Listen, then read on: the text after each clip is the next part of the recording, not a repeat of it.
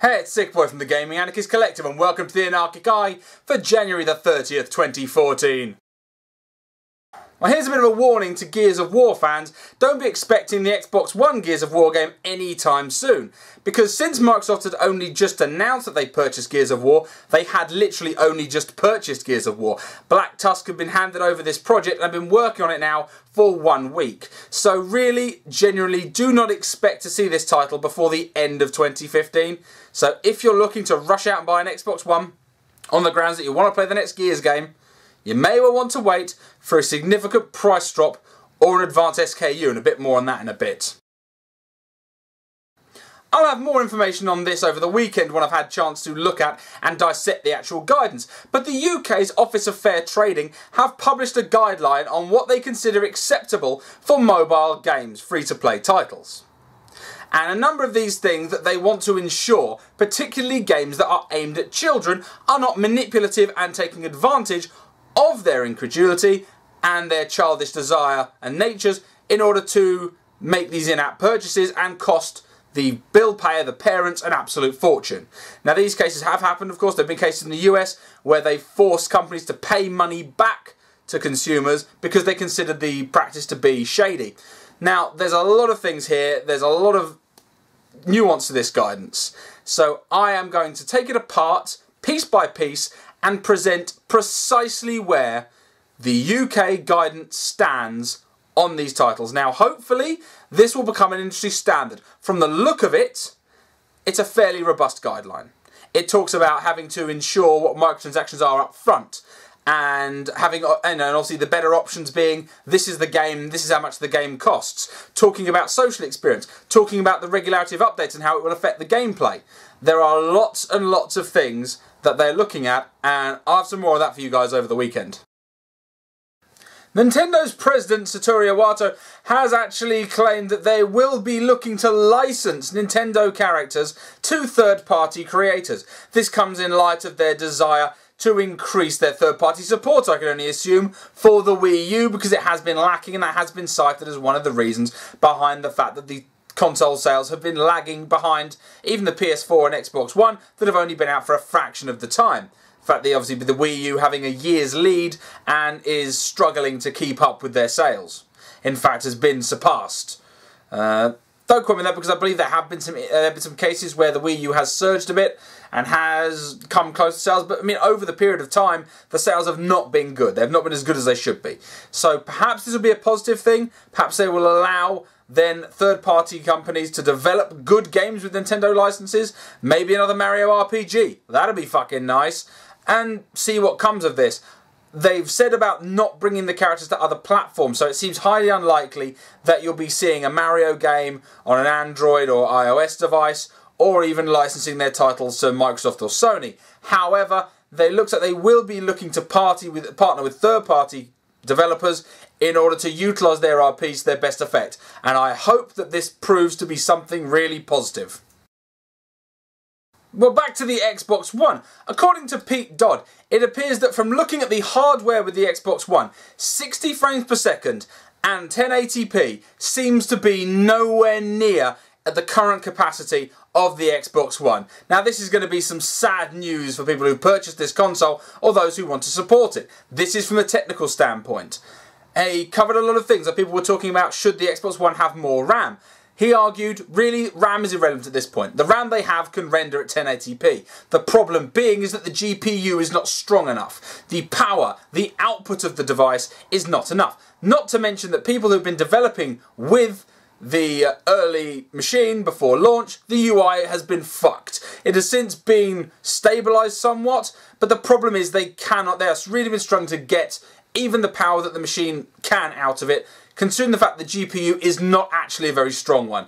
So again, he talked about cloud gaming and talked about how the power of the cloud would be able to increase the graphical fidelity. And his answer, no. Exactly what everyone has been fucking saying. Exactly what I've been saying and many people have been saying. You cannot utilise cloud gaming to render at higher quality anywhere near yet. We don't have the internet speeds. It's just not there. The infrastructure isn't there. You will not be able to render high def 1080p, let alone 4 fucking K output and stream that via the internet, often through wireless, to a device in order to output it with no lag at that resolution. No fucking chance. We are a good decade off that being a reality. So with regards to the quality of the current model Xbox One, and I'm going to cover some future news about the Xbox One in a second, but so obviously it seems very clear that the current first launch machine, whether they up the power or not with future models or not, seems to be definitively and definitely lagging with regards to graphical power and actual gaming capability. Well, this goes hand in hand with the rumours that there will be a potentially new Xbox One model coming out in Q1. It does appear as well that there will be some additional SKUs of the Xbox One coming in 2014. Now, these are all rumours and they're unsubstantiated. This comes from NeoGAF as confirmed by some of these facts have been confirmed by Verge, but there is no definitive answer from Microsoft on this matter, so this is currently speculation, okay? So speculation hats on, this is not me dealing in fact. I normally make sure these are verifiable facts. This is not one of those. Okay, so the rumours being that a white Xbox One will be available.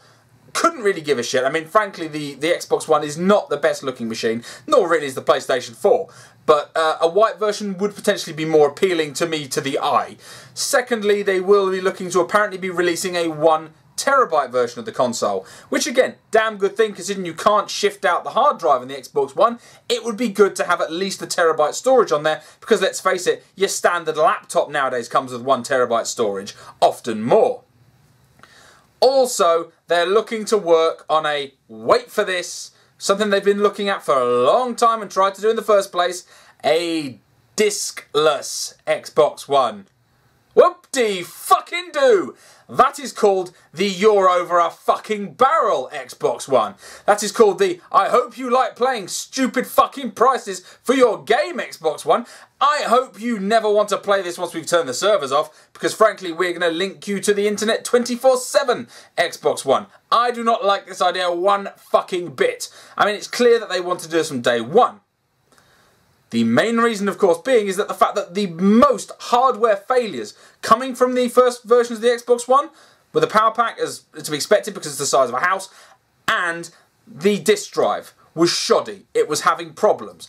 That was where the big problem was coming. Obviously with the PlayStation 4, for the sake of balance, there were the issues with the HDMI cable, and obviously the issues with the firmware on both machines. So this is where Microsoft are going to look to be going. This again is drip feeding you the DRM that we said we didn't want. I do not understand why people are complacent with this. I really don't. I understand the desire to go all digital. I understand the desire to be cutting edge. I like digital goods. Digital goods, when priced well, are fantastic. Console digital goods are currently not a viable option for a consumer to buy into. Definitely not. When you compare it to things like Steam sales and GOG and Green Man Gaming on the PC, forget it. Forget it. The prices are a fucking joke. Even with the sales, even with the fact that Microsoft have talked about that they are considering more price drops and utilising more sales on the system, until they see it, until they prove it, do not for 1 second let them put you over a barrel and buy a machine that you can only purchase games directly through their online store. Do not do it. It is the dumbest mistake you could possibly make. While you can still purchase things outside of their control, you have more power to dictate the price as the consumer. When you don't have that, you are fucked. And sticking with the Xbox One again, there appears to be hopefully an update to the firmware coming in March that will apparently fix the party chat system and also realign the social features, making it work better. I sincerely hope so, because the one thing that a lot of people who've bought in to the Xbox One have been coming out and saying is that the issue with the party chat stuff is a pain in their arse, particularly when the Xbox One, more than any other console, any other machine in any other console in history, is designed almost entirely for party play, for online play, in a way that the PlayStation 4 really isn't. So that's something to bear in mind, that if you're aware that that's coming, that there will apparently be some fixes to the firmware, and it should hopefully improve the experience on the machine. Well, I just can't stay away from Microsoft today. They've just, it's been announced through some emails, what have you, it's been floating around NeoGAF and people saying these things from their inbox. It has not, as far as I can tell, been independently, externally verified other than the users who have claimed to receive this email. However, it appears that Microsoft will be offering people $100 US off an Xbox One if they trade in their PlayStation 3. Obviously, I can understand where they're coming from here, trying to do a bit of a shrewd move to jump people across to basically subsidise the cost of the Xbox One, make it the same price as the PlayStation 4, but at the cost of people giving up their PlayStation 3s. Now, you should never, at this stage, consider giving up your current gen, or last gen, however you want to call it, console. And there are reasons for this. One, the majority of multi-plat games are still going to be available on the current machines, on the Xbox 360 and the PlayStation 3 for at least the next year. And they will be cheaper. And the difference in quality will really not be worth it. You'd be better off saving up for a later version of the console down the line, when it's cheaper and when perhaps it runs better with better firmware and better titles.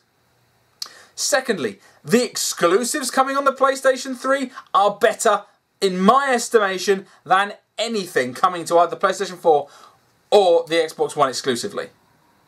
I mean, really? Are you going to give up an opportunity to play Dark Souls for Titanfall? Now, if that's your thing, by all means.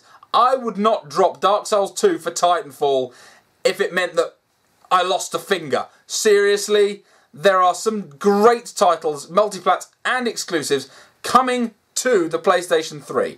I do not think it is a sound investment for you to sell that device. All of your games, of course, become worthless to you because the PlayStation 4 isn't backwards compatible, in order to save $100 on a machine that is arguably not even that much of an upgrade from the PlayStation 3, really. It's not that much of one. It is one.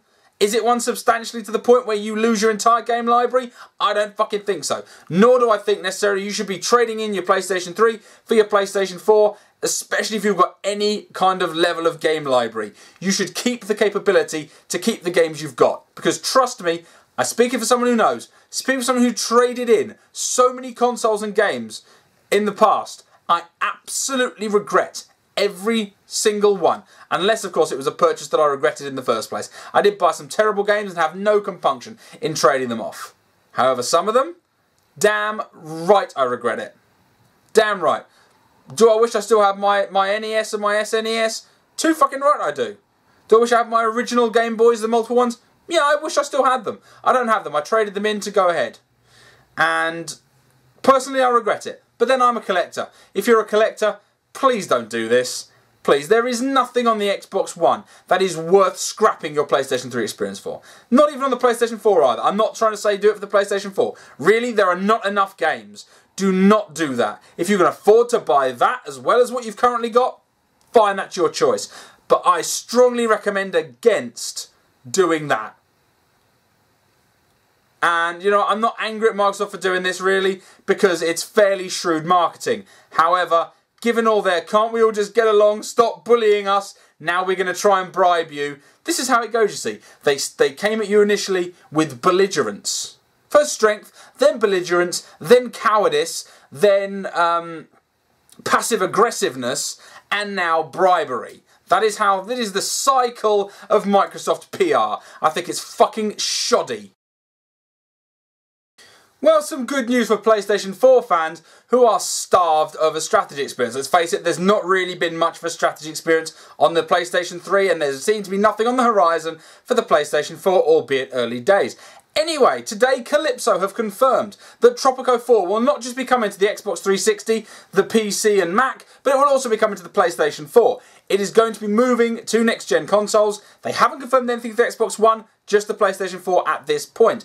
That means that you will be able to play a high-quality title like Tropico 5. I love Tropico. I think it's a fantastic game. Now, of course, a lot of these games are PC-orientated. Really, these kind of strat games are better played on PC, in my estimation. However, I am glad to see a high-quality franchise like Tropico is coming across to the PlayStation 4. That will give gamers a good opportunity, perhaps those who aren't really into that kind of sphere of things. They haven't really played Civilization. They don't really know who Sid Meier is. Well, I think you should play Tropico, frankly, because it's good damn fun. Anyway, guys, looking through the 2020 vision of the Anarchic Eye. Thanks a lot for watching. I'll catch you guys later.